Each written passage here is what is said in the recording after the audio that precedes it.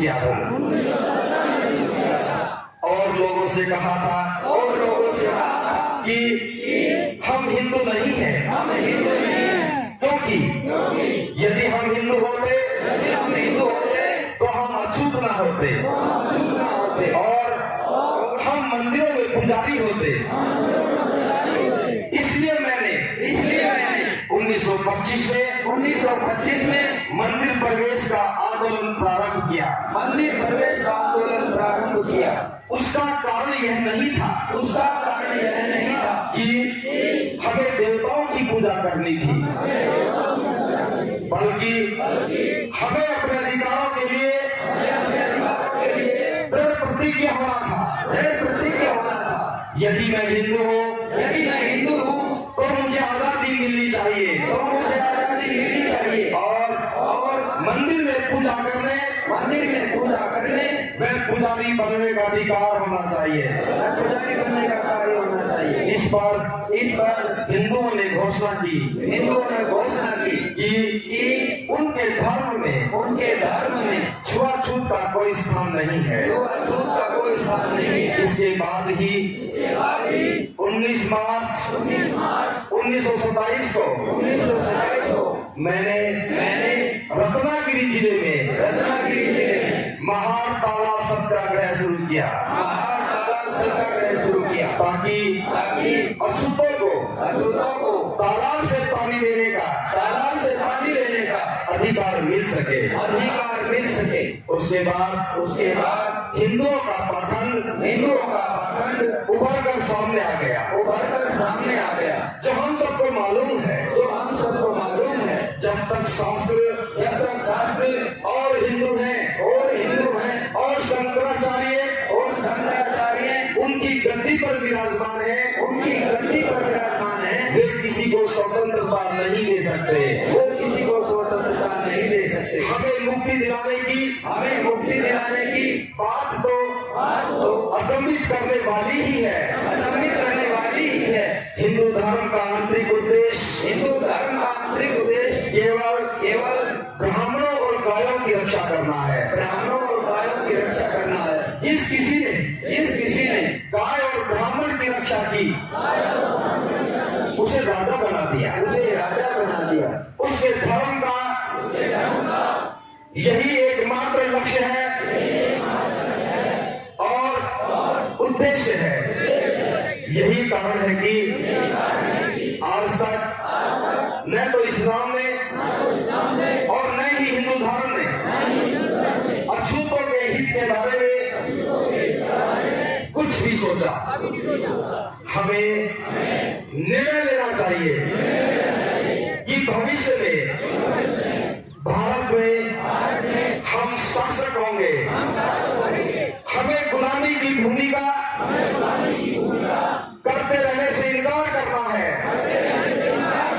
और उस स्थिति को स्वीकार करने से मना करना है जिसमें हम लोगों से मालिक नहीं बल्कि सेवकों के रूप में व्यवहार किया जाता है। दुनिया के तमाम धर्मों में सिर्फ हिंदू धर्म ही है जो जाति भेद और अस्पृश्यता को मानता है। सवर्ण हिंदुओं द्वारा अनुसूचित जातियों पर होने वाले अन्याय अत्याचारों का यही एक आधार है। आज की स्थिति यह है कि गांव में भी अनुसूचित जातियों के लोग आत्मसम्मान के साथ जी नहीं सकते। हमें हिंदू धर्म छोड़ देना चाहिए तथा लंबे समय तक अपमान का जीवन जीने से इनकार कर देना चाहिए। जो कुछ मैंने अपने लोगों को सम्मानित जीवन दिलाने का प्रयत्न किया है उसका श्रेय आपको ही है। अगर आप लोग मेरे पीछे नहीं हो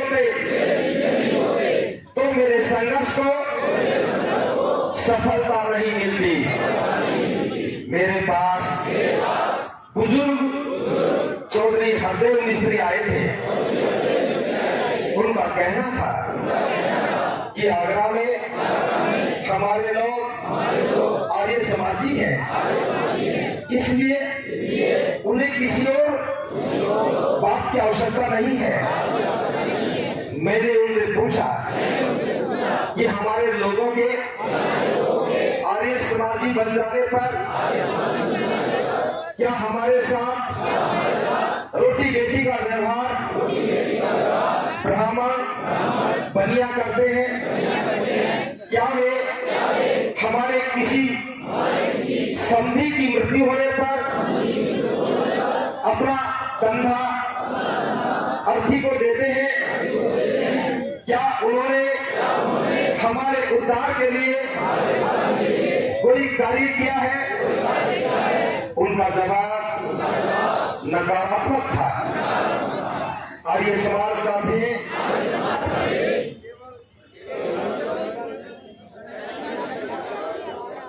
कन्या की हत्या को रोकना और विधवा विवाह करना है। यह पुरानी शराब को नई बोतल में डालकर और नया लेबल लगाकर बेचने का प्रयास है। आर्य समाज हो, ब्रह्म समाज हो या हो राधा स्वामी का मत,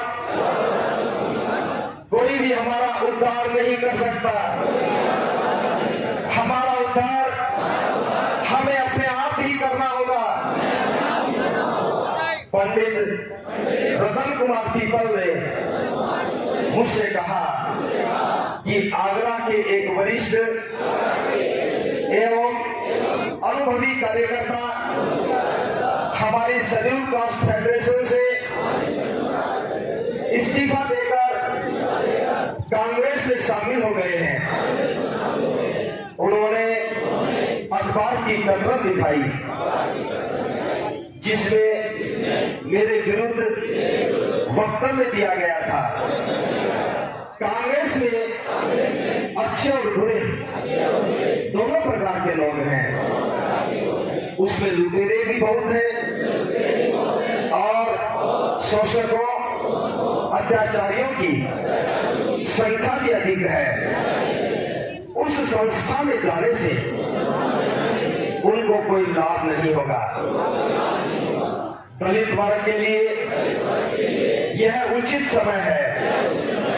उन्हें अपनी पार्टी के झंडे तले एकजुट हो जाना चाहिए और शेड्यूल कास्ट फेडरेशन को और अधिक मजबूत बनाना चाहिए। हमारी अपनी राजनीतिक पार्टी के अलावा कोई भी अन्य राजनीतिक दल उन्हें दुखों से मुक्ति नहीं दिला सकता। मैंने आप लोगों को स्वाभिमान का रास्ता बताया है। सम्मान दिलाने के लिए राजनीतिक संगठन शेड्यूल कास्ट फेडरेशन को बनाया है। इस प्लेटफॉर्म पर खड़े होकर आप स्वतंत्रता से अत्याचारियों की समालोचना कर सकते हैं। इसी में आपका सम्मान है और इज्जत है। यहाँ पर आप अपने आप को संगठित कर इस देश के शासन को प्राप्त कर सकते हैं। आप छोटे मोटे लालच में अपने आप को मत बेचे। जो भटक रहे हैं उन्हें भटकने दीजिए। आप यह भी जानते हैं कि मैं अमीर नहीं हूँ।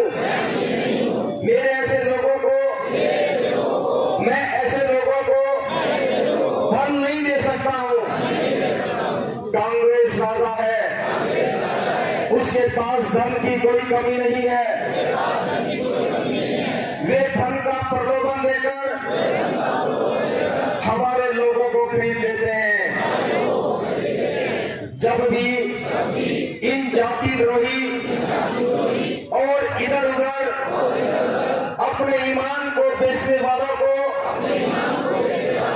यह लोभी राजा काम निकालने के बाद ठोकर मारकर महल से बाहर निकाल देगा।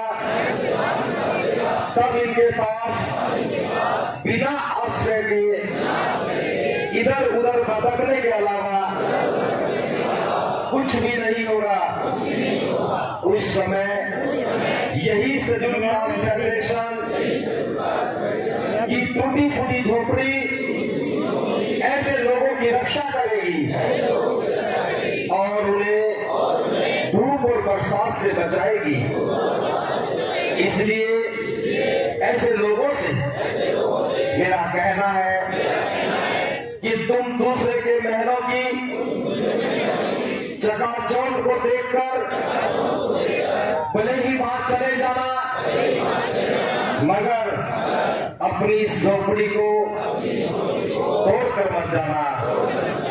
आप अपने अधिकारों के लिए इस शेड्यूल कास्ट फेडरेशन को मजबूत करते हुए रिपब्लिकन पार्टी को भी मजबूत बनाइए। मुझे उम्मीद थी कि शिक्षित एवं उच्च शिक्षित हमारे लोग पढ़ लिख कर मेरे कार्य में हाथ बढ़ाएंगे, परंतु ऐसा नहीं हुआ। मैं देख रहा हूं मेरे चारों ओर पढ़े लिखे क्लर्कों की भीड़ इकट्ठी हो गई है, जो सिर्फ अपना पेट पालने में लगे हुए हैं। मैंने आशा की थी कि मेरे शिक्षित दलित अपने 90 पिछड़े भाइयों की सेवा करेंगे, पर मुझे यहाँ बाबुओं की भीड़ देखकर निराशा हुई है। मुझे कहते हुए बेहद दुख हो रहा है कि पढ़े लिखे लोग मेरी अपेक्षा पर खड़े नहीं उतर पा रहे हैं। वे अपना ही पेट पाल रहे हैं और समाज को भूल गए हैं। मुझे मेरे समाज के पढ़े लिखे लोगों ने धोखा दिया है। जब आप ऊंची नौकरी पा जाएं, तो अपने भाइयों को न भूलें। आप लोगों को जन आंदोलन का लाभ मिला है, इसलिए आप अपने भाइयों की सेवा करते रहे। मैं 1919 में राजनीति में आया, तब से अब तक 30-32 वर्षों में हमने क्या पाया है और क्या पाना शेष है, यह विचार करना है। मैंने 3 बातों को लेकर राजनीति में प्रवेश किया था। पहली बात है, लड़के लड़कियों को बिना किसी भेदभाव के शिक्षा प्राप्त हो। दूसरा, सरकारी नौकरियों में अछूतों को स्थान दिया जाए। और तीसरी बात थी, ग्रामीण क्षेत्रों में अछूतों की सामाजिक हालत सुधारी जाए। इन 3 बातों में से 2 पूरी हो गई है। अब बिना किसी भेदभाव के हमारे लड़के लड़कियां विद्यालय व महाविद्यालयों में पढ़ सकते हैं। मैं जब पढ़ता था तो मुझे अलग बैठना पड़ता था, वह कदम कदम पर अपमान सहना पड़ता था। दूसरा काम भी पूरा हो गया। अब मैं दिल्ली के सचिवालय में हमारे 2000 व्यक्ति सरकारी सेवा में हैं। इनमें से कुछ अधिकारी हैं और कुछ क्लर्क व अन्य पदों पर भी हैं। 1942 में जब मैं वहां गया तो एक भी कर्मचारी वह अधिकारी वहां नहीं था। सरकार ने यह 2 काम पूरे कर दिए हैं। मैंने तुम्हारे लिए जो कुछ भी किया है वह बेहद मुसीबतों, अत्यंत दुखों और बेशुमार विरोधों का मुकाबला करके किया है। यह कारवां आज जिस जगह पर है उस जगह पर मैं इसे बड़ी मुसीबतों के साथ लाया हूं। तुम्हारा कर्तव्य यह है कि यह कारवां सदा आगे ही बढ़ता रहे। बेशक कितनी भी रुकावटें क्यों न आए, यदि मेरे अनुयायी इसे आगे न बढ़ा सके तो इसे यही छोड़ दें, पर किसी भी हालत में इसे पीछे न जाने दें। आप लोगों को मेरा यही संदेश है। तीसरा काम अब भी बाकी है। गांव में रहने वाले हमारे अछूत भाइयों की हालत बहुत दयनीय है। उन्हें जानवरों से भी बदतर जीवन व्यतीत करना पड़ा है। मारपीट की घटनाएं तो हर रोज होती रहती हैं। उनकी लड़कियों तक को ऊंची जाति के लोग उठा ले जाते हैं। मैं उन भाइयों से कहता हूं कि ऐसे गांवों को त्याग दो। जहां सम्मान नहीं वहां रहने से क्या लाभ। पेट तो कुत्ते भी भर लेते हैं, लेकिन हमें स्वाभिमान से जीवन जीना चाहिए। इसलिए जहां जुल्म और अत्याचार हो उस जगह को छोड़ देना चाहिए। मैं इस कार्य को भी पूरा करूंगा। मैंने प्लानिंग कमीशन की रिपोर्ट देखी, उसमें बहुत सारी बंजर जमीन पड़ी है। मैं अपने असूल भाइयों से कहता हूं कि वे आए और उस जमीन पर कब्जा करें और वहीं पर बस जाए। सरकार को इसकी मालगुजारी दे। वहां न हिंदू होगा और न कोई जुर्म करने वाला। हजामत बनाने से लेकर जूता बनाने, तेल पेरने, कपड़े सिलने जैसे उपयोगी काम सब मिलजुल करके करें। मैं ऐसे 10-20 गांव बसाऊंगा। इसके लिए मैं लाठी लेकर आगे आगे चलूंगा। भाई और बहनों, मैं आपको धार्मिक मंच देने जा रहा हूं। धर्म के बिना हमारा आंदोलन जीवित नहीं रहेगा। हमारा पार इसलिए होता है कि हमारा अपना कोई धर्म नहीं है।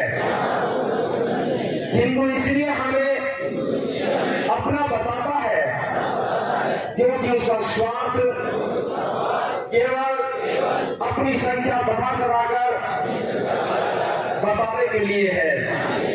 मैं जिस धर्म को आपको दे रहा हूं वह मूलतः धर्म है। उसका आधार बहुजन निकाय, बहुजन सुखाय है। इसमें आत्मा परमात्मा का कोई स्थान नहीं है। स्वर्ग नरक का झगड़ा नहीं है। इसमें मानव मात्र का हित है। कल्याण की भावना के साथ इसमें समानता है, भाईचारा है। इसमें न्याय, स्वतंत्रता और मानव सेवा की भावना बनी है। हिंदू धर्म का आधार असमानता है। बुद्ध धर्म इसी भारत की पवित्र भूमि का धर्म है। विश्व के धर्मों में इसका सर्वश्रेष्ठ स्थान है। यह भारत का गौरव है। इसकी अपनी सभ्यता और परंपराएं हैं। एक दिन यह धर्म विश्व धर्म होगा, जिसका सर्वश्रेष्ठ स्थल भारत होगा। हम सभी प्राचीन बौद्ध हैं। मैं इस धर्म को एक नया जीवन देने जा रहा हूँ। इस धर्म को ग्रहण कर हम विश्वव्यापी धर्म के भाग हो जाएंगे। इस धर्म के अपनाने से हम अंतरराष्ट्रीय धर्म के अनुयायी बन जाएंगे। दूसरा, अपने दुख दर्द को दूर करने के लिए हम अंतरराष्ट्रीय धर्म के न्यायालय में भी जा सकते हैं। संयुक्त राष्ट्र संघ में भी हम अपनी आवाज उठा सकते हैं। नौकरियों में मिलने वाला आरक्षण हमेशा के लिए नहीं बना रहेगा। आने वाले समय में बुद्ध धर्म ही हमें सही राह दिखाएगा। हम बौद्ध बनने पर अल्पसंख्यक बनेंगे। अल्पसंख्यकों की रक्षा के लिए अंतरराष्ट्रीय कानून है। आज के बौद्ध देश हमारे दुख दर्द में हमारी और संसार के न्यायालयों में आवाज उठा सकते हैं। हिंदू बने रहने से हम पर अत्याचार ही होते रहेंगे। इनका अंत बौद्ध धर्म को स्वीकार करने से ही होगा। हमारे बौद्ध हो जाने से हमें जीवन के हर क्षेत्र में समान दर्जा प्राप्त करने का मौका मिलेगा। बौद्ध देश भी हमारी रक्षा तथा हमारी आवाज उठाने के लिए आगे आएंगे। बौद्ध धर्म स्वीकार कर लेने पर ही हमारी सभी समस्याओं का हल निकल आएगा। पुनः समझौते के अंतर्गत हमारे लोगों को जो राजनीतिक सुविधाएं प्राप्त हुई है, वे उनके द्वारा हिंदू धर्म छोड़ने की स्थिति में समाप्त नहीं होंगी। मैंने इस्लाम, हिंदू, ईसाई व बौद्ध आदि धर्मों का तुलनात्मक अध्ययन किया है और मैं इस नतीजे पर पहुंचा हूं कि बौद्ध धर्म से महान कोई और धर्म नहीं है, बल्कि बौद्ध धर्म ही ऐसा धर्म है जिससे मनुष्यों के बीच सच्ची समानता है। आज तो आपके लिए आरक्षण है, परंतु जब ये आरक्षण खत्म हो जाएगा तब आप क्या करोगे? इसलिए मैं कहता हूं कि अपने पैरों पर खड़े हो जाओ। एक तरफ आप नारा लगाते हैं कि छुआछूत दूर हो और दूसरी तरफ कहते हो कि हमें आरक्षण दो क्योंकि हम अछूत हैं। यानी छुआछूत जारी रखो। यह गड़बड़ घोटाला कब तक चलेगा? हमारे लोग कहते हैं कि हमारे खुद के मध्य भी जातिगत संघर्ष है और हम आपस में विवाह संबंध कायम नहीं करते। यह सत्य है। इन सभी बुराइयों के लिए हिंदू धर्म उत्तरदायी है। इनका गंदा नाला हमारी गलियों में भी बहता है और उसकी दुर्गंध वहां भी फैली हुई है। मैंने इसे किसी तरह साफ करने की चेष्टा की, पर हमारे ही कुछ लोग ने मुझे ऐसा नहीं करने दिया। जब मैं ऐसा मार्ग चुनूंगा जो इस गंदे पानी को हमारी गलियों में बहने से तुरंत रोक देगा, मैं बुद्ध धर्म स्वीकार कर लूंगा।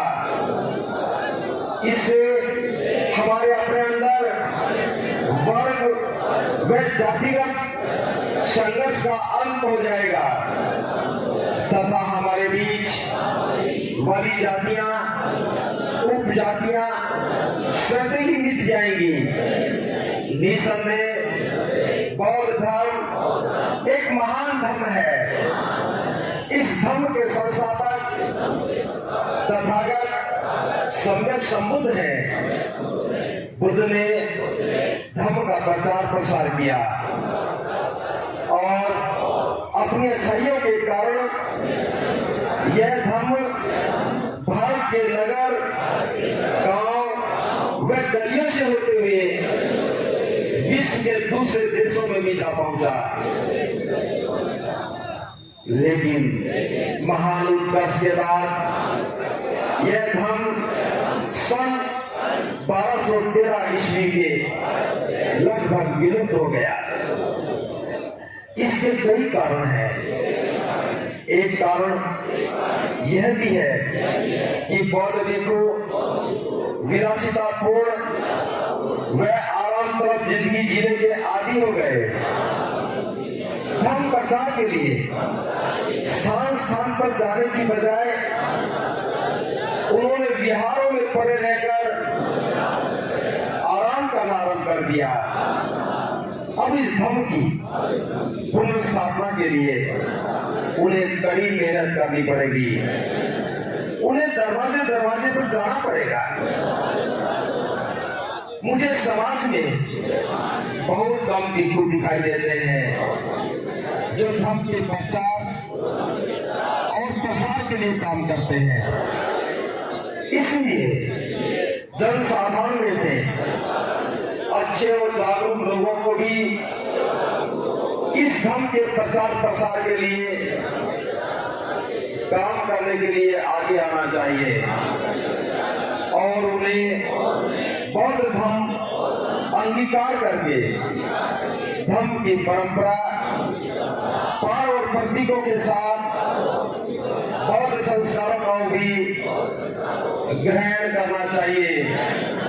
वे लोग जो शासकीय सेवा में नियोजित हैं, उनका कर्तव्य है कि उन्हें अपने वेतन का 20वां भाग यानी 5% स्वेच्छा से समाज कार्य हेतु देना चाहिए। जब एक बालक ना तब ही समाज प्रगति करेगा, अन्यथा एक ही परिवार का सुधार होगा। जब एक बालक गांव से शिक्षा प्राप्त करने जाता है, तब संपूर्ण समाज की आशाएं उस पर टिक जाती है। एक शिक्षित सामाजिक कार्यकर्ता उनके लिए वरदान साबित हो सकता है। इसी संदर्भ में मेरी छात्रों से अपील है कि शिक्षा प्राप्त करने के बाद किसी प्रकार की क्लर्की करने के बजाय उन्हें अपने गांव की अथवा आसपास के लोगों की सेवा करनी चाहिए, जिससे अज्ञानता से उत्पन्न शोषण एवं अन्याय को रोका जा सके। आपका उत्थान समाज सेवा के उत्थान में ही निहित है। मैं चाहता हूं कि सामाजिक उत्थान का यह दायित्व आप संभालें। इसके लिए युवा आगे आए। आज मेरी स्थिति एक ऐसे खंबे की तरह है जो विशाल तैंतों को संभाल रहा है। मैं उस समय के लिए चिंतित हूं जब ये खंबा अपनी जगह पर नहीं रहेगा मेरा स्वास्थ्य ठीक नहीं रहता है, मैं नहीं जानता कि मैं कब आप लोगों के बीच से चला जाऊंगा। मैं किसी एक ऐसे नवयुवक को नहीं ढूंढ पा रहा हूं जो इन करोड़ों असहाय और निराश लोगों के हितों की रक्षा कर सके।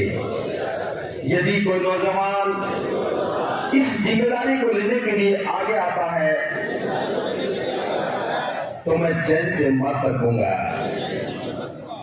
आपने काफी देर तक बैठे रहकर मुझे शांतिपूर्वक सुना।